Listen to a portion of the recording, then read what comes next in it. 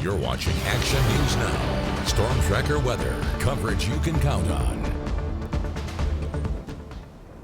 Here's a live look over the Sundial Bridge and the triple-digit heat. Well, I'm not sure Howie's going to tell us in just a minute if we actually made it there in Reading today, but it's still not keeping people in. You can see people enjoying the beautiful blue sky. Still like to go out there. It is a beautiful bridge, but dang.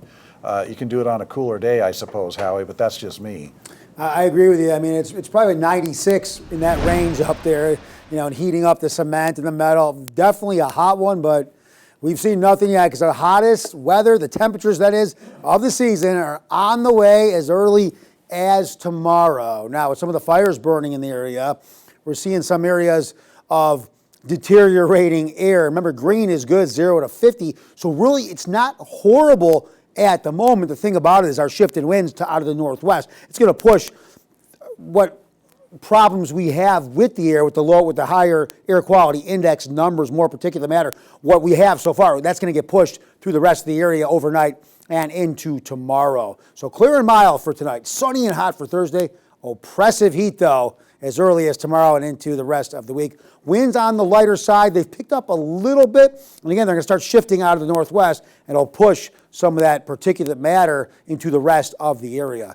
Here's what we have overnight. Those lows coming up to about 70 in the valley. Still not too bad up there in Chester, up there in Bernie. We're looking at temperatures in the low to mid-50s. So the higher up you go, a little bit better, more comfortable. But tomorrow, I don't see much comfort really area-wide unless you go out of the area and over to the coast in Eureka, because in the valley we're pushing 106. Up there in Alturas, 91. Susanville will be in the lower 90s. Across the way in Weaverville and Hayfork, mid to upper 90s, because high pressure moving right on top of us, going to shut down that delta breeze that brings the cooler moisture laden air, and then shutting that down also dries us out. The temperature rise, that dries us out, and we're looking at our hottest weather of the season to date. And as I continue to advance the clicker and move the timeline ahead, it really signifies and shows us the same thing. High pressure sitting, here's this perfect little ridge bubble, if you will. High pressure just pulling all that hot air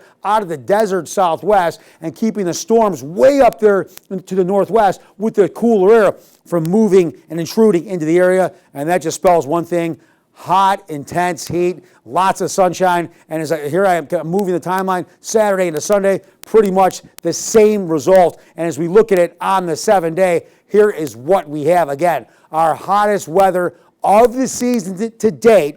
And look at the lows, barely dropping out of the 70s. And then you move further north in the area, and now we're looking at temperatures around 110 and lows barely dropping out of the mid-70s. So it's been hot at times, but the hottest of our weather is coming right now. We'll get through it. We always do. Thanks, We'll Howie. make it.